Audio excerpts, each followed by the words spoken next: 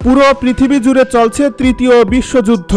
আমাদের হাতে এসেছে এ যুদ্ধের গুরুত্বপূর্ণ সব আপডেট আন্তর্জাতিক সংবাদের শিরোনাম।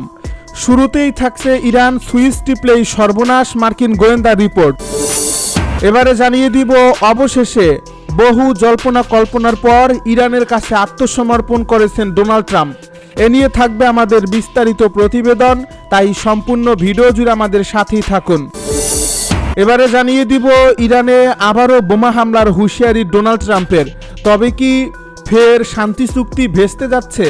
সুপ্রিয় দর্শক, এ নিয়ে থাকবে আমাদের আরও একটি প্রতিবেদন।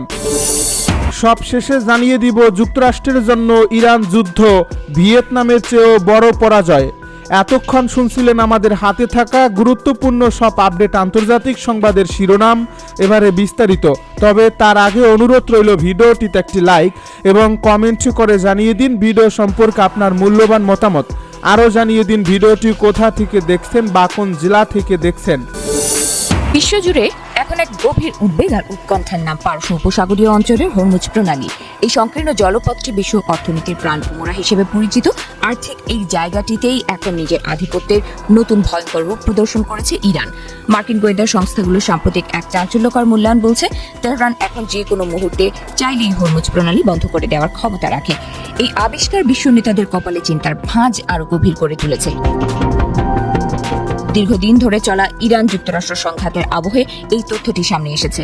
গোয়েন্দা প্রতিবেদনের উদ্ধৃতি দিয়ে সিএনএন জানাচ্ছে, যুদ্ধের ফলাফল নিয়ে ইরান নতুন এক শক্তিশালী কৌশলগত সক্ষমতা অর্জন করেছে। এটি কেবল একটি আঞ্চলিক হুমকি নয়, বরং গোটা পৃথিবীর অর্থনৈতিক স্থিতিশীলতাকে মুহূর্তের মধ্যে গুড়িয়ে দেওয়ার মতো এক মারণাস্ত্র। গোয়েন্দা মহলের ভাষায় হরমুজ প্রণালীর ওপর এই কার্যত নিয়ন্ত্রণ পারমাণবিক বোমার চেয়েও অনেক বেশি শক্তিশালী এক অস্ত্র হিসেবে বিবেচিত হচ্ছে। পরিস্থিতি কতটা ভয়াবহ তা বোঝা যায় নিরাপত্তা বিশ্লেষকদের মন্তব্যে।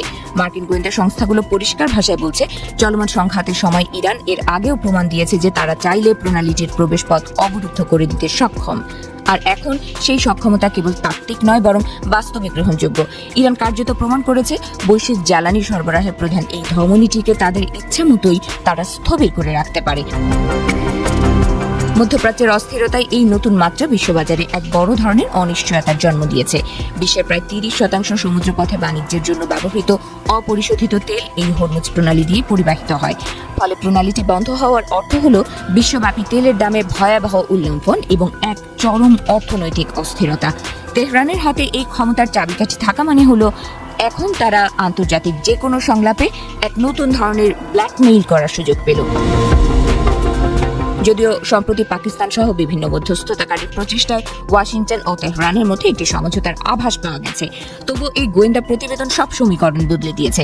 মার্কিন প্রশাসন একদিকে ইরানের উপর থেকে অবরোধ তুলে নেওয়ার কথা বলছে, অন্যদিকে এই গোয়েন্দা মূল্যায়ন সতর্ক করছে যে তেহরান এই প্রণালীকে ব্যবহার করে আন্তর্জাতিক সমাজকে জিম্মি করার সক্ষমতা অর্জন করেছে। সমঝোতার পরেও এই ভয়াবহ সামরিক বাস্তবতা প্রশ্নবিদ্ধ করছে। গত ফেব্রুয়ারি মাসে যখন মার্কিন প্রেসিডেন্ট ডোনাল্ড ট্রাম্প ইরানের বিরুদ্ধে সামরিক আগ্রাসন শুরু করেছিলেন, তখন হয়তো ভাবেননি পরিণতি এতটা বিপর্যয়কর হবে। নিজের দেওয়া যুদ্ধবিরোধী নির্বাচনী প্রতিশ্রুতি ভঙ্গ করে মার্কিন কট্টরপন্থীদের খুশি করতে যে যুদ্ধে জড়িয়েছিলেন ট্রাম্প, আজ সেই যুদ্ধ থেকেই লেজ গুটিয়ে পালাচ্ছে ওয়াশিংটন। শুধু তাই নয়, যুদ্ধ থামানোর নামে ইরানের দেওয়া সব শর্তের সামনে ট্রাম্প কার্যত আত্মসমর্পণ করেছেন বলে এখন খোদ মার্কিন প্রশাসন ও রিপাবলিকান শিবিরের ভেতরেই তীব্র ক্ষোভের আগুন জ্বলছে। কট্টরপন্থী রিপাবলিকানরা এখন প্রকাশ্যেই বলছেন ইরানের শক্তির কাছে মাথা নত করেছেন ডোনাল্ড ট্রাম্প। ইরানের সঙ্গে ট্রাম্প প্রশাসনের যে প্রাথমিক সমঝোতা স্মারক বা এমওইউ স্বাক্ষরিত হতে যাচ্ছে, তার মূল শর্তগুলো এখনো গোপন রাখা হয়েছে। আর এই গোপনীয়তাই মার্কিন কট্টরপন্থীদের মনে বড় ধরনের ভয়ের জন্ম দিয়েছে। রিপাবলিকানদের আশঙ্কা, ট্রাম্প হয়তো 2015 সালে ওবামা প্রশাসনের করা সেই ঐতিহাসিক পরমাণু চুক্তিতেই ফিরে যাচ্ছেন, যাকে এক দশকেরও বেশি সময় ধরে ট্রাম্প নিজে এবং তার দল আমেরিকার ইতিহাসের সবচেয়ে দুর্বল চুক্তি বলে উপহাস করে আসছিলেন। গত এপ্রিলের যুদ্ধবিরতি এবং মে মাসের চুক্তির রূপরেখা সামনে আসার পর থেকেই এই সমালোচনা তীব্র হতে শুরু করে। খোদ ইসরায়েলপন্থী মার্কিন সিনেটর লিন্ডসে গ্র্যাহাম সামাজিক যোগাযোগ মাধ্যমে ট্রাম্পের এই পদক্ষেপ নিয়ে গভীর উদ্বেগ প্রকাশ করেছেন। তিনি দাবি করেছেন, হোয়াইট হাউস চুক্তির যে বিবরণ দিচ্ছে তার সঙ্গে ইরানের দেওয়া তথ্যের কোনো মিল নেই, অর্থাৎ মার্কিন প্রশাসন দেশের মানুষের কাছে সত্য লুকাচ্ছে। কট্টরপন্থীদের মূল ক্ষোভের তীর এখন ট্রাম্পের ভাইস প্রেসিডেন্ট জেডি ভ্যান্সের দিকে। ভ্যান্সের যুদ্ধবিরোধী ও কিছুটা নরম পররাষ্ট্রনীতিকে এই পরাজয়ের জন্য দায়ী করা হচ্ছে। ট্রাম্পের কট্টর সমর্থক এবং ফক্স নিউজের প্রভাবশালী উপস্থাপক মার্ক লেভিন সরাসরি প্রশ্ন তুলেছেন, কেন এই চুক্তির মূল লিখিত রূপটি জনগণের সামনে প্রকাশ করা হচ্ছে না। হোয়াইট হাউসের উপদেষ্টাদের সঙ্গে লেভিনের তীব্র বাদানুবাদও হয়েছে। রক্ষণশীল ধারার প্রভাবশালী পত্রিকা ন্যাশনাল রিভিউয়ের সম্পাদকেরা তো আরও এক ধাপ এগিয়ে একে আমেরিকার জন্য চরম অপমান বলে অভিহিত করেছেন। ইরান যুক্তরাষ্ট্র উত্তেজনার কি সত্যিই কোনো শেষ আছে? চুক্তি, যুদ্ধবিরতি সবকিছুর আড়ালে ছাই চাপা আগুনের মতো উত্তাপ ছড়াতে থাকে দুই পক্ষেরই নানা হুমকি, হুঁশিয়ারি। বিশ্ব যখনই স্বস্তির নিঃশ্বাস ফেলে ভাবে এবার বোধহয় একটা সমাধান হয়ে গেল, ঠিক তখনই দুই দেশের মধ্যে উত্তেজনা দপ করে জ্বলে ওঠে। সম্ভাব্য শান্তি চুক্তি নিয়ে যখন বিশ্ব শান্ত, তখন নতুন করে আলোচনার কেন্দ্রে উঠে এসেছে মার্কিন প্রেসিডেন্ট ডোনাল্ড ট্রাম্পের বোমা হামলার হুঁশিয়ারি। G7 সম্মেলনে অংশ নিতে ফ্রান্সে অবস্থানকালে সাংবাদিকদের সঙ্গে কথা বলেন ট্রাম্প। সেখানে তিনি স্পষ্ট করে জানান, ইরানের সঙ্গে যে সমঝোতা স্মারকের কথা বলা হচ্ছে সেটি এখনো কোনো চূড়ান্ত চুক্তি নয়, বরং এটি একটি প্রাথমিক সমঝোতা যার বাস্তবায়ন নিয়ে যুক্তরাষ্ট্র কিন্তু সবচেয়ে বেশি আলোড়ন সৃষ্টি করেছে তার পরের মন্তব্য। ট্রাম্প বলেন, যদি এই সমঝোতা তার কাছে গ্রহণযোগ্য মনে না হয় তাহলে যুক্তরাষ্ট্র আবারও সামরিক পদক্ষেপ নিতে পারে। এমনকি তিনি সরাসরি বলেন, প্রয়োজন হলে আবার গুলি চালানো হবে, আবারও বোমা হামলা করা হবে। এই বক্তব্যের পর স্বাভাবিকভাবেই নতুন প্রশ্ন উঠেছে, তাহলে কি শান্তি বহুদূর? যুদ্ধের আশঙ্কা এখনো পুরোপুরি কাটেনি?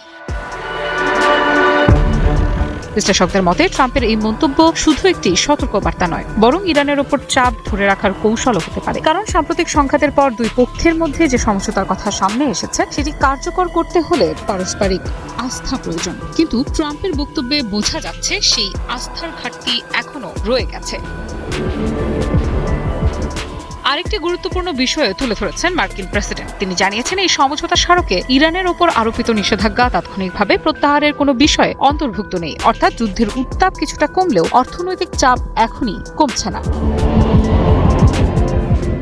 এখানেই তৈরি হচ্ছে আরেকটি বড় প্রশ্ন, ইরান কি নিষেধাজ্ঞা বহাল রেখে চুক্তির শর্তগুলো মেনে চলবে, নাকি তেহরান আরও ছাড় দাবি করবে? ভিয়েতনাম যুদ্ধ এই নামটি শুনলেই যুক্তরাষ্ট্রের ইতিহাসের সবচেয়ে বিতর্কিত ও ব্যয়বহুল সামরিক অভিযানের কথা মনে পড়ে। কয়েক দশক ধরে এটিকেই যুক্তরাষ্ট্রের সবচেয়ে বড় কৌশলগত ব্যর্থতা হিসেবে দেখা হয়েছে। কিন্তু এখন নতুন এক দাবি সামনে এসেছে, আর সেই দাবি হলো ইরানের বিরুদ্ধে যুক্তরাষ্ট্রের যুদ্ধ নাকি ভিয়েতনামের চেয়েও বড় পরাজয়ে পরিণত হয়েছে। শুনতে অবাক লাগলেও এমন মন্তব্য করেছেন আন্তর্জাতিক বিষয়ক প্রভাবশালী সাময়িক ফরেন পলিসিতে প্রকাশিত এক বিশ্লেষণের লেখক পল মুসগ্রেভ। তিনি কাতারের জর্জটাউন বিশ্ববিদ্যালয়ের রাষ্ট্রবিজ্ঞান বিভাগের সহযোগী অধ্যাপক। তার মতে, ইরান যুদ্ধ শুধু একটি সামরিক সংঘাত নয়, বরং এটি এমন একটি ঘটনা যা যুক্তরাষ্ট্রের মৌলিক জাতীয় স্বার্থ এবং বৈশ্বিক অবস্থানকে সরাসরি ক্ষতিগ্রস্ত করেছে। কিন্তু কেন তিনি এমন কথা বলছেন?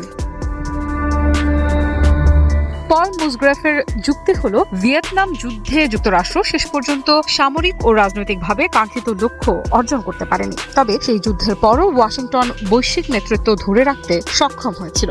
এমনকি পরবর্তী সময়ে স্নায়ু যুদ্ধেও যুক্তরাষ্ট্র বিজয়ী হয়। অর্থাৎ ভিয়েতনাম যুদ্ধ ছিল বড় ধাক্কা, কিন্তু তা আমেরিকার বিশ্ব নেতৃত্বকে শেষ করে দিতে পারেনি। কিন্তু ইরান যুদ্ধের ক্ষেত্রে পরিস্থিতি ভিন্ন বলে মনে করেন তিনি। তার ভাষায়, এই সংঘাত এমন এক সময়ে ঘটেছে যখন বিশ্ব ব্যবস্থা দ্রুত পরিবর্তিত হচ্ছে, নতুন শক্তিগুলো উঠে আসছে, আন্তর্জাতিক জোটগুলোর চরিত্র বদলাচ্ছে এবং যুক্তরাষ্ট্রের প্রভাব নিয়ে আগের মতো একমত নয় অনেক দেশ। নিবন্ধে তিনি ইরান যুদ্ধকে প্রেসিডেন্ট ডোনাল্ড ট্রাম্পের শুরু করা একটি পছন্দ নির্ভর যুদ্ধ হিসেবে উল্লেখ করেছেন। অর্থাৎ এমন একটি সংঘাত যা সরাসরি অস্তিত্বগত হুমকির কারণে নয়, বরং রাজনৈতিক সিদ্ধান্তের ফল হিসেবে শুরু হয়েছিল। আর সেই সিদ্ধান্ত শেষ পর্যন্ত যুক্তরাষ্ট্রের জন্য রাজনৈতিক এবং সামরিক দুই ক্ষেত্রেই সমস্যার কারণ হয়েছে বলে দাবি তার। আরও গুরুত্বপূর্ণ বিষয় হলো, এই যুদ্ধের প্রভাব শুধু যুদ্ধক্ষেত্রেই সীমাবদ্ধ থাকবে না বলে মনে করছেন বিশ্লেষকেরা, বরং এর ঢেউ আঘাত করতে পারে মার্কিন অভ্যন্তরীণ রাজনীতিতে। কারণ প্রতিটি বড় যুদ্ধের পর একটি প্রশ্ন সামনে আসে, এই যুদ্ধ থেকে দেশটি কি পেল? আর যদি সেই প্রশ্নের সন্তোষজনক উত্তর না থাকে, তাহলে রাজনৈতিক চাপও বাড়তে থাকে। একই সঙ্গে আন্তর্জাতিক অঙ্গনেও এর প্রভাব পড়তে পারে। বহু দেশ এখন নতুন করে মূল্যায়ন করতে পারে যুক্তরাষ্ট্রের শক্তি, নেতৃত্ব এবং কূটনৈতিক সক্ষমতাকে। বিশেষ করে মধ্যপ্রাচ্যের সাম্প্রতিক ঘটনাগুলো অনেক রাষ্ট্রকে ভাবতে বাধ্য করছে ভবিষ্যতের বিশ্ব রাজনীতিতে কার ওপর নির্ভর করা সবচেয়ে নিরাপদ হবে।